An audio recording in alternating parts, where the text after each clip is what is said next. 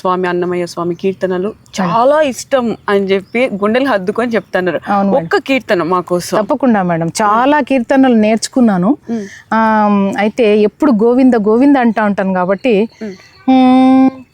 Govinda గోవిందయని కొలువరే, గోవిందాయని కొలువరే, Govinda గోవిందయని కొలువరే, గోవిందాయని కొలువరే, Govinda గోవిందయని కొలువరే.